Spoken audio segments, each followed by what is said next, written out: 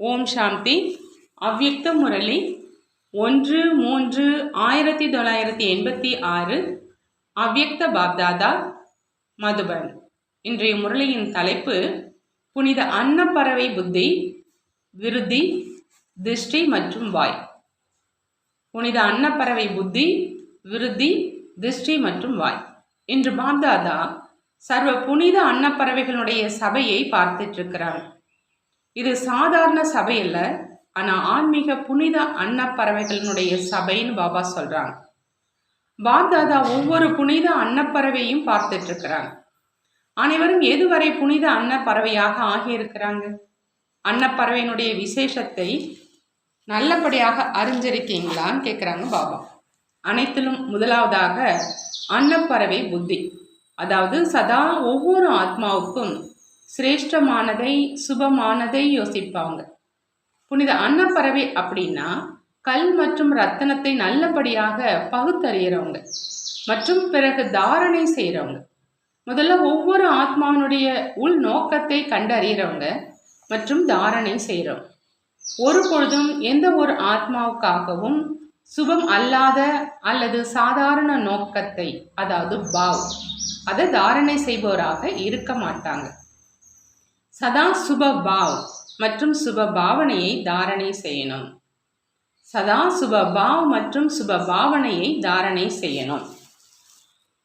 நோக்கத்தை, அதாவது பாவத்தை அறிந்து கொள்வதன் மூலம் ஒரு பொழுதும் யாருக்கும் சாதாரண சுபாவம் அல்லது வீணான சுபாவம் ஏற்படாது. சுப நோக்கம், சுப பாவனை, அதாவது எதை பாவ சுபாவம் அப்படின்னு சொல்றீங்களோ அந்த வீணானதை மாற்றணும்னு பாபா சொல்றாங்க. பாப்தாதா பார்த்துட்டு இருக்கிறாங்க, அத்தகைய அன்னப்பறவை புத்தி உள்ளவராக எதுவரை ஆகியிருக்கிறீங்க.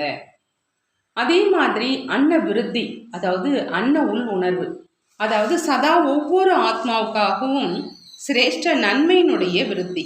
ஒவ்வொரு ஆத்மாவின் தீமை பற்றிய விஷயத்தை கேட்டாலும் பார்த்தாலும் தீமையை நன்மையின் விருத்தியால் மாத்திடணும். இதுதான் அன்னப்பறவையினுடைய விருத்தி அப்படின்னு சொல்லப்படும். தன்னுடைய நன்மையினுடைய விருத்தி மூலம் மற்றவர்களையும் கூட நீங்கள் மாற்ற முடியும். அவங்களுடைய தீமையினுடைய விருத்தியை உங்களுடைய நன்மையினுடைய விருத்தியால் மாத்திடணும். இதுதான் புனித அன்னப்பறவையினுடைய கடமை. இதே விதமாக திருஷ்டியில் சதா ஒவ்வொரு ஆத்மாவுக்காகவும் சிரேஷ்ட சுத்த அன்பின் திருஷ்டி இருக்கணும். ஒவ்வொரு ஆத்மாவுக்காகவும் திருஷ்டியில சிரேஷ்டமான சுத்தமான அன்பான திருஷ்டி இருக்கணும்னு பாபா சொல்றாங்க. எப்படிப்பட்டவராக இருந்தாலும் சரி, உங்களிடமிருந்து அனைவருக்காகவும் ஆன்மீகமான ஆத்மீக அன்பின் திருஷ்டியை தாரணை செய்யணும். இதைத்தான் புனித அன்னப்பறவையினுடைய திருஷ்டி அப்படின்னு சொல்லுவாங்க. இதே விதமா பேச்சிலும் கூட முன்பே சொல்லப்பட்டது.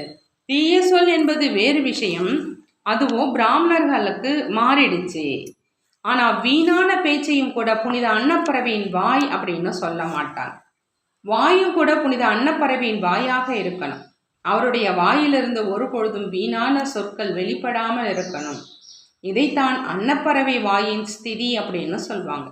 ஆக புனித அன்னப்பறவை, அதாவது புனித அன்னப்பறவையினுடைய புத்தி, விருத்தி, திருஷ்டி மற்றும் வாய் எப்போ இவை பவித்திரமாக, அதாவது சிரேஷ்டமாக ஆகுதோ அப்போ தானாகவே புனித அன்னப்பறவையினுடைய ஸ்திதியின் பிரத்யட்ச பிரபாவம் காணப்படும்.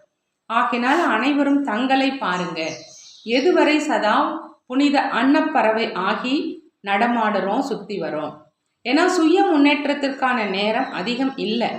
ஆகினால தன்னைத்தான் சோதிச்சு பாருங்க மற்றும் மாத்திக்கிங்கன்னு சொல்றாங்க பாப்தாதா. இந்த சமயத்தினுடைய மாற்றம் நீண்ட கால மாற்றத்துக்குரிய புன்னுலகினுடைய அதிகாரியாக ஆக்கிடும். இந்த சமீட்சையை பாப்தாதா முன்பே கொடுத்திருக்கிறாங்க.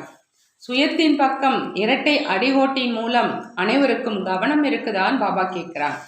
சிறிது காலத்தினுடைய கவனம் என்பது நீண்ட காலத்தின் கவனத்திற்கான பலன் சொரூபமாக பெறக்கூடிய சிரேஷ்ட பிராப்தியின் பிராலப்தத்திற்கு சமமானது. ஆகையினால இந்த கொஞ்ச காலம் என்பது மிக உயர்ந்ததும் அழகானதும் ஆகும். கடின உழைப்பும் இல்லை, பாபா என்ன சொன்னாரோ அதை தாரணை செஞ்சீங்க, அவ்வளவுதான். மேலும் தாரணை செய்வதனால நடைமுறையில தானாகவே ஆயிடும். புனித அன்னப்பறவையினுடைய காரியமே தாரணை செய்வது. ஆக இது அத்தகைய புனித அன்னப்பறவைகளுடைய சபைதான் இல்லையா? ஞானம் நிறைந்தவர்களாக ஆக்கிட்டீங்க. வீணானதையும் சாதாரணமானதையும் நல்லபடியாக புரிஞ்சுக்கிட்டீங்க. ஆக புரிஞ்சுக்கிட்டதுக்கு அப்புறம் கர்மத்துல தானாகவே வருது. அதே மாதிரி சாதாரண பார்வையில இதைத்தான் சொல்றீங்க இல்லையா? இப்ப எனக்கு புரிஞ்சிருச்சு என்பதா? பிறகு அதை செய்யாமல் இருக்க முடியாது. ஆகவே முதல்ல இதை சோதிச்சு பாருங்க. செய்தது சாதாரணமானதா அல்லது வீணானதா? ஒருபோதும் சாதாரணமானதை சிரேஷ்டமானதாக புரிந்து கொள்ளாமல் இருக்கீங்களா? ஆகினால முதல்ல முக்கியமானது புனித அன்னப்பறவையின் புத்தி. இதுல தானாகவே பகுத்தறியும் சக்தி வந்துடுது. ஏன்னா சரியா தவறா அப்படின்னு கண்டறிய முடியாத போதுதான் வீண் சங்கல்பமும் வீண் சமயமும் செல்லுது. மேலும் மற்றவர்களுடைய உழைப்பை பெறுவதற்கான சுமையும் ஏறுது. காரணம் ஏன்னா புனித அன்னப்பறவை புத்தி உள்ளவராக ஆகல. ஆகையினால பாப்தாதா புனித அன்னப்பறவைகள் அனைவருக்கும் இந்த சமிச்சையை தான் கொடுத்துட்டு இருக்கிறாங்க.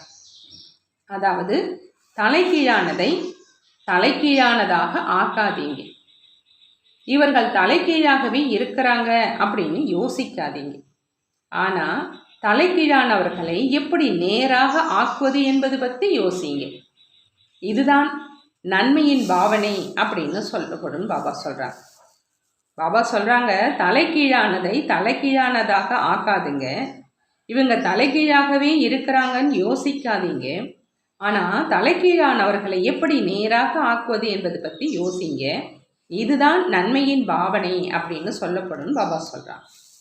சிரேஷ்ட நோக்கம் சுப பாவனை மூலம் தங்களுடைய பாவ சுபாவங்கள் மற்றும் மற்றவர்களுடைய பாவ சுபாவங்களை மாற்றுவதில் வெற்றியாளர் ஆவீங்க. புரிந்ததா? முதல்ல தன் மீது வெற்றியாளர், பிறகு அனைவர் மீதும் வெற்றியாளர், பிறகு இயற்கை மீது வெற்றியாளர் ஆவீங்க. இந்த 3 வெற்றிகளும் உங்களை விஜயமாலையின் மணியாக ஆக்கிடும். இயற்கையில வாயுமண்டலம் அல்லது ஸ்தூல இயற்கையின் பிரச்சனைகள் அனைத்தும் வந்துடுது. ஆக 3 மீதும் வெற்றி பெற்றிருக்கீங்களான்னு பாபா கேட்குறாங்க. இந்த ஆதாரத்துல தான் விஜயமாலையில தங்களினுடைய நம்பரை உங்களால பார்க்க முடியும். ஆகினால பெயரே வைஜெயந்தி மாலை அப்படின்னு வைக்கப்பட்டிருக்கு. ஆக நீங்கள் அனைவரும் வெற்றியாளர்களா? நல்லது. இன்று ஆஸ்திரேலியக்காரர்களுக்கான வாய்ப்பு. ஆஸ்திரேலியக்காரர்களுக்கு மதுபன் மூலமாகவும் கோல்டன் சான்சலர் ஆவதற்கான வாய்ப்பு கிடைச்சிருக்கு. ஏன் அப்படின்னா அனைவரையும் முன்னால் வைப்பதற்கான வாய்ப்பு கொடுக்குறீங்க. இது விசேஷத்தன்மை, மற்றவர்களை முன்னால் வைப்பது. இந்த வாய்ப்பு கொடுப்பது என்பது சான்சலர் ஆவது. சான்ஸ் அதாவது வாய்ப்பு எடுத்துக்கொள்கிறவங்க, சான்ஸ் கொடுக்குறவங்க இருவரையும் சான்சலர் அப்படின்னு சொல்கிறாங்க. வாய்ப்பை எடுத்துக்கிறவங்க, அந்த வாய்ப்பை கொடுக்குறவங்க 2 பேரையுமே சான்சலர்னு சொல்கிறாங்க. பாப்தாதா அதாவது ஒவ்வொரு குழந்தையினுடைய விசேஷ தன்மையை பார்க்குறாங்க மற்றும் வர்ணனை செய்கிறாங்க. ஆஸ்திரேலியாவில் பாண்டவர்களுக்கு சேவைக்கான வாய்ப்பு விசேஷமாக கிடைச்சிருக்குது. அதிக சென்டர்களையும் பாண்டவர்கள் பராமரிக்கிறாங்க. சக்திகள் பாண்டவர்களுக்கு வாய்ப்பளிச்சிருக்கிறாங்க. முன்னிலையில் வைக்கிறவங்க எப்பொழுதுமே முன்னால் இருப்பாங்க. இதுவும் சக்திகளின் விசாலத்தன்மை. ஆனால் பாண்டவர்கள் தங்களை சதா நிமித்தம் அப்படின்னு உணர்ந்து சேவையில் முன்னேறிக்கிட்டு இருக்கீங்க இல்லையா?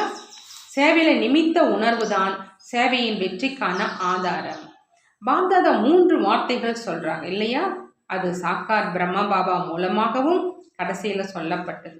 இந்த 3 விசேஷ தன்மைகளும் நிமித்த உணர்வுனால் தாமாகவே வருது. நிமித்த உணர்வு இல்லை அப்படின்னா இந்த 3 விசேஷ தன்மைகள் அனுபவமாகாதுன்னு பாபா சொல்றாங்க. நிமித்த உணர்வு அநேக விதமான நான், எனது என்பதை சகஜமாகவே முடிச்சிடும். நான் என்பது இல்லை, எனது என்பது இல்லை. ஸ்திதியில குழப்பம் வருவது இந்த ஒரு குறைபாட்டின் காரணத்தினால தான் சேவையிலும் முயற்சி செய்ய வேண்டி இருக்குது மற்றும் தனது பறக்கும் கலையின் ஸ்திதியிலும் கூட முயற்சி செய்ய வேண்டி இருக்குது. நிமித்தமாக இருக்கிறீங்க அப்படின்னா நிமித்தமாக ஆக்குபவர் சதா நினைவிருக்கணும். ஆக இதே விசேஷத்தா மூலம் சதா சேவையை விருத்தி செய்து கொண்டு முன்னேறி சென்று கொண்டே இருக்கீங்க இல்லையான்னு பாபா கேட்குறாங்க. சேவையினுடைய விஸ்தாரம் ஏற்படுவதும் கூட சேவையின் வெற்றிக்கான அடையாளம். இப்போ ஆடாத அசையாத ஸ்திதியின் நல்ல அனுபவியாக ஆயிட்டிருக்கீங்க. புரிந்ததான் பாபா கேட்குறாங்க. ஆஸ்திரேலியா அப்படின்னா கொஞ்சம் அதிகப்படியாக இருக்குது. மற்றவர்களிடம் இல்லாதது ஆஸ்திரேலியாவில் மற்ற பலவிதமான குஜராத்தி முதலானவர்கள் இல்லை. தர்மத்தை வீட்டிலிருந்து தொடங்குகிற காரியத்தை அதிகம் செஞ்சிருக்கீங்க. உங்களை போன்றவர்களை விழிப்படையே செஞ்சிருக்கீங்க. குமாரிகளுக்கு நல்ல நன்மை ஏற்பட்டு இருக்குது. இந்த வகையில் தனது வாழ்க்கைக்கான உயர்ந்த தீர்வை காணணும். தனது வாழ்க்கையை அமைத்து கொள்வீங்க அப்படின்னா சதா காலத்துக்கும் சிரேஷ்டமானவர்களாக ஆகிட்டீங்கன்னு பாபா சொல்கிறாங்க.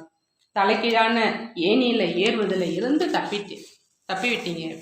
பாப்தாதா குஷி அடைகிறாங்க. ஒருவர் மற்றவரை விட அதிகமாக அநேக தீபங்களை ஏற்றி தீப மாலையை உருவாக்கிட்டு இருக்கிறாங்க. ஊக்கம் உற்சாகம் நன்றாக இருக்குது. சேவையில் பிஸியாக இருப்பதன் மூலம் நன்றாக முன்னேறி கொண்டு இருக்கீங்க. ஒன்று நிமித்த உணர்வு பற்றிய விஷயம் சொல்லப்பட்டது. இரண்டாவது, யார் சேவைக்கு நிமித்தமாக ஆகிறாங்களோ அவங்களுக்காக சுய முன்னேற்றம் அல்லது சேவையின் முன்னேற்றத்திற்காக ஒரு விசேஷ சுலோகன் பாதுகாப்புக்கான சாதனமாகும். நிமித்தமாக ஆகியிருக்கும் நாம என்ன செய்கிறோமோ நம்மை பார்த்து அனைவரும் செய்வாங்க. ஏன்னா சேவைக்கு நிமித்தமாக ஆவது அப்படின்னா ஸ்டேஜ் மீது பாட்டு நடிப்பது. ஸ்டேஜின் பக்கமாக அனைவருடைய பார்வையும் இருக்கும். மேலும் ஒருவர் எந்த அளவு ஹீரோ நடிகராக இருக்கிறாங்களோ அவங்க மீது அதிகமான பார்வை இருக்கும் இல்லையா? ஆக இந்த ஸ்லோகன் பாதுகாப்புக்கான சாதனம் அப்படின்னு பாபா சொல்றாங்க. இதனால தானாகவே பறக்கும் கலையினுடைய அனுபவம் செய்வீங்க. இதே மாதிரி சென்டரில் இருந்தாலும் சரி அல்லது எங்கே தங்கியிருந்து சேவை செய்தாலும் சரி, சேவாதாரியோ அனைவரும் தான். அநேகர் தங்களின் நிமித்த இருப்பிடங்களில் இருந்தவாறு சேவைக்கான வாய்ப்பை எடுத்துக்கிறாங்க. அவங்களும் கூட சேவையின் ஸ்டேஜ் மீது இருக்காங்க. சேவை தவிர தங்களினுடைய சமயத்தை வீணாக்கக்கூடாது. சேவைக்கும் கூட கணக்கு அதிகமாக சேமிப்பாகுது. உண்மையான மனதோடு சேவை செய்கிறவங்க தங்களினுடைய கணக்கை மிக நன்றாக சேமிச்சிட்ருக்கிறாங்க. பாப்தாதாவிடம் ஒவ்வொரு குழந்தையின் ஆரம்பத்திலிருந்து கடைசி வரையிலான சேவையின் கணக்கு இருக்குது. மேலும் தானாகவே அதில் சேமிப்பாகி கொண்டே இருக்குது. ஒவ்வொருவருக்காகவும் கணக்கு வைக்க வேண்டியதில்லை. கணக்கு வைக்கிறவர்களிடம் அதிகம் ஃபைல்கள் இருக்கும். பாபாவிடம் ஸ்தூல ஃபைல்கள் எதுவும் கிடையாது. ஒரு வினாடியில் ஒவ்வொருவரும் ஆரம்பத்தில் இருந்து இப்போது வரையிலான ரிஜிஸ்டர் ஒரு வினாடியில் வெளிப்பட்டுடும். தானாகவே சேமிப்பாகி கொண்டே இருக்கும். நம்மையும் யாரும் பார்ப்பதில்லை, புரிஞ்சுக்கல. அப்படி ஒருபோதும் நீங்கள் புரிஞ்சிக்க கூடாது. பாப்தாதாவிடமோ யார் எப்படிப்பட்டவங்க, என்னென்ன செய்கிறாங்க, எந்த ஸ்டேஜில் இருந்தவாறு செய்கிறாங்க என்ற அனைத்தும் சேமிப்பாகுது. ஃபைல் இல்லை, ஆனால் ஃபைனல். ஆஸ்திரேலியாவின் அந்த சக்திகள் பாபாவினுடையவர்களாக ஆவதில், பாபாவை அறிந்து கொண்டு பாபாவிடம் அன்பு வைப்பதில் மிக நல்ல தைரியம் காட்டியிருக்கிறாங்க.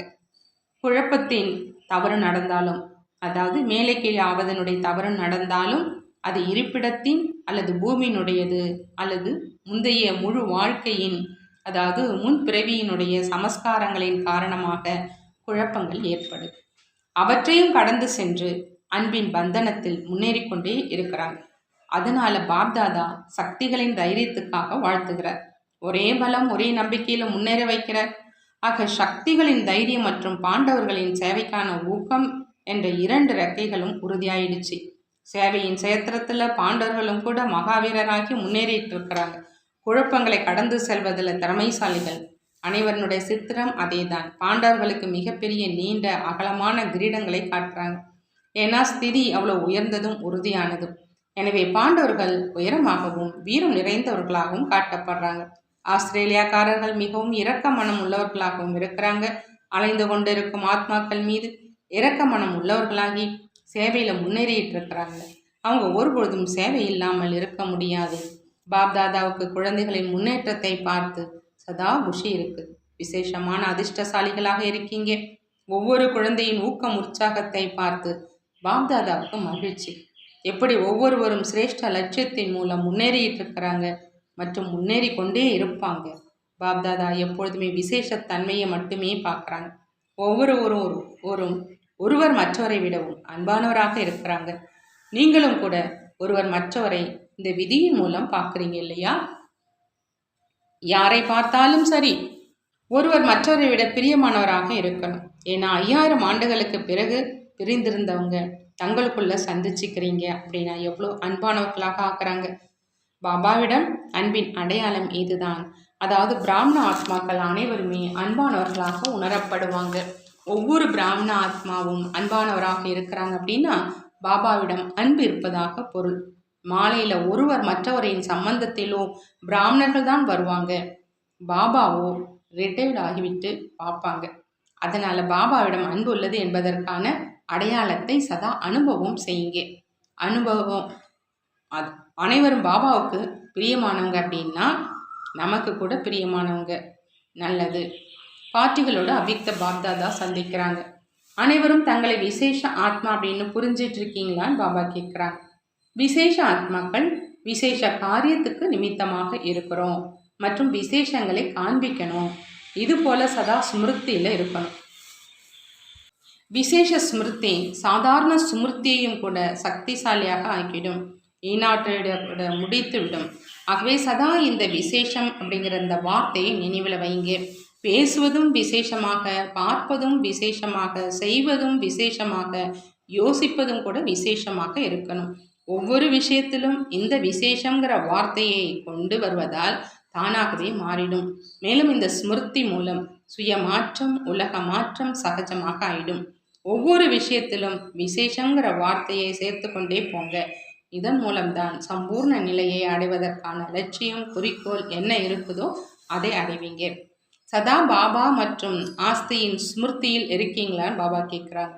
சிரேஷ்ட ஸ்மிருதி மூலம் சிரேஷ்ட ஸ்திதியின் அனுபவம் ஆகுதான்னு கேட்குறாங்க. ஸ்திதியினுடைய ஆதாரம் ஸ்மிருதி. ஸ்மிருதி பலவீனமாக இருக்கும் அப்படின்னா ஸ்திதியும் கூட பலவீனமாக ஆயிடும். ஸ்மிருதி சதா சக்திசாலியாக இருக்கணும். அந்த சக்திசாலி ஸ்மிருதி நான் பாபாவுடையவன், பாபா என்னுடையவர். இந்த ஸ்மிருதி மூலம் ஸ்திதி சக்திசாலியாக இருக்கும் மற்றும் மற்றவர்களையும் சக்திசாலி ஆக்கிடுவீங்க. ஆகவே சதா ஸ்மிருதியின் மீது விசேஷ கவனம் இருக்கட்டும். சக்திசாலி ஸ்மிருதி, சக்திசாலி ஸ்திதி, சக்திசாலி சேவை தானாக நடைபெற்று கொண்டிருக்கட்டும். ஸ்மிருதி, ஸ்திதி, சேவை மூன்றும் சக்திசாலியாக இருக்கணும். எப்படி சுவிட்ச் ஆன் செய்தால் ஒளி பிரகாசம் ஆகிடுது, ஆஃப் செய்தால் ஒளி சூழ்ந்துருது, அது போலவே இந்த ஸ்மிருதியும் கூட ஒரு சுவிட்ச். ஸ்மிருதியினுடைய சுவிட்ச் பலவீனமாக இருக்கும் அப்படின்னா ஸ்திதியும் பலவீனமாக இருக்கும். சதா ஸ்மிருதி என்ற சுவிட்ச் மீது கவனம் இருக்கணும்னு பாப்தாதா சொல்கிறாங்க. இதன் மூலம் தான் சுய மற்றும் அனைவருக்கும் நன்மை. புதிய பிறவி ஏற்பட்டது அப்படின்னா புதிய ஸ்மிருதி இருக்கணும். பழைய ஸ்மிருதிகள் அனைத்தும் முடிஞ்சிடுச்சு. ஆகினால இதே விதி மூலம் சித்தியை அடைந்துக்கிட்டே செல்லுங்க அப்படின்னு பாப்தாதா சொல்கிறாங்க. அடுத்தது பாப்தாதா சொல்கிறாங்க, அனைவரும் தங்களை பாக்கியவான் அப்படின்னு உணரணும். உணர்ந்திருக்கீங்களான்னு கேட்குறாங்க. வரதான பூமிக்கு வருவது என்பது மகான் பாக்கியம். வரதான பூமியில் வந்து சேர்வதற்கான ஒரு பாக்கியம் கிடைச்சிருக்கு. அந்த பாக்கியத்தை எவ்வளவு சிரேஷ்டமானதாக ஆக்க விரும்புகிறீங்களோ ஆக்கிக்கொள்ள முடியும். சிரேஷ்ட வழிமுறைதான் பாக்கியத்தினுடைய ரேகையை வரைவதற்கான பேனா. சிரேஷ்டமான வழிமுறைதான் பாக்கியத்தினுடைய ரேகையை வரைவதற்கான பேனா. இதில் எவ்வளவு தங்களின் சிரேஷ்ட ரேகையை அமைச்சுக்கிட்டே போகிறீங்களோ அவ்வளவு சிரேஷ்டமானவராக ஆகிடுவீங்க. முழு கல்பத்திலும் இந்த சிரேஷ்ட சமயம்தான் பாக்கியத்தினுடைய ரேகையை அமைத்து கொள்வதற்கான சமயம். அத்தகைய சமயத்தில் மற்றும் அத்தகைய இடத்துக்கு வந்து சேர்ந்திருக்கீங்க. ஆகவே சமயத்திலேயே குஷி அடையுறங்க அல்ல. எப்போ கொடுக்கும் வள்ளல் கொடுத்து கொண்டிருக்கிறாங்களோ அப்போ பெற்றுக்கொள்றவங்க ஏன் கலப்பு அடைஞ்சிடுறீங்க, களைச்சி போறீங்க? பாபாவினுடைய நினைவு தான் சிரேஷ்டமானவர்களாக ஆக்குது இல்லையா? பாபாவை நினைவு செய்வது அப்படின்னா சக்தியை அடைவது, அதாவது அதிகாரத்தை அடைவது. ஜென்ம ஜென்மத்தினுடைய சம்பந்தம் அப்படின்னா நினைவு என்பது கஷ்டமா அப்படின்னு பாபா கேட்குறாங்க. அன்பு மற்றும் சம்பந்தத்தின் மூலமா நினைவு செய்தால் போதும். அன்பு மற்றும் சம்பந்தத்தின் மூலம் நினைவு செய்தால் போதும். எங்கே அன்பு இருக்குதோ அங்கு நினைவு வராது என்பது நடக்க முடியாதது, நடக்க இயலாதது. மறந்து போக முயன்றாலும் நினைவு தானாகவே வரும். நல்லது. பாபா வரதானம் கொடுக்குறாங்க. நெற்றியின் மூலம் திருப்தியின் ஜொலிப்பினுடைய பொலிவை காண்பிக்கக்கூடிய சாட்சாத்கார மூர்த்தியாகுக. நெற்றியின் மூலம் திருப்தியின் ஜொலிப்பினுடைய பொலிவை காண்பிக்கக்கூடிய சாட்சாத்கார மூர்த்தி ஆகுக. சாட்சாத்கார மூர்த்தி ஆகணும் அப்படின்னா பாபா சொல்கிறாங்க, நெற்றியின் மூலமாக திருப்தியினுடைய ஜொலிப்பின் பொலிவை காண்பிக்கணும். யார் சதா திருப்தியாக இருக்கிறாங்களோ அவங்களுடைய நெற்றியின் மூலம் திருப்தியினுடைய பொலிவு சதா ஜொலிச்சிட்ருக்கும். அவங்கள யாராவது கவலையில் இருக்கும் ஆத்மா பார்ப்பாங்க அப்படின்னா அவங்களும் குஷி அடைவாங்க. அவரது கவலை மறந்துடும். யாரிடம் திருப்தியின் குஷியினுடைய கஜானா இருக்குதோ அவங்களுக்கு பின்னால் தானாகவே அனைவரும் கவர்ந்திழுக்கப்படுவாங்க. அவர்களின் குஷியின் முகம் சைத்தன்ய போர்டாக ஆயிடும். அது அநேக ஆத்மாக்களை உருவாக்குவதற்கான அறிமுகம் கொடுக்கும். ஆகவே அத்தகைய திருப்தியாக இருக்கக்கூடிய அனைவரையும் திருப்திப்படுத்தக்கூடிய திருப்தியின் மணியாக ஆகுங்க. அதன் மூலம் அநேகருக்கு சாட்சாத்காரம் கிடைக்கட்டும். பாபா ஸ்லோகனில் சொல்கிறாங்க, காயப்படுத்துகிறவர்களுடைய வேலை காயப்படுத்துவது, உங்களது வேலை தங்களை பாதுகாத்து கொள்வது. காயப்படுத்துபவர்களின் வேலை காயப்படுத்துவது, உங்களுடைய வேலை தங்களை பாதுகாத்து கொள்வது. நல்லது. ஓம் சாந்தி. நன்றி பாபா, நன்றி.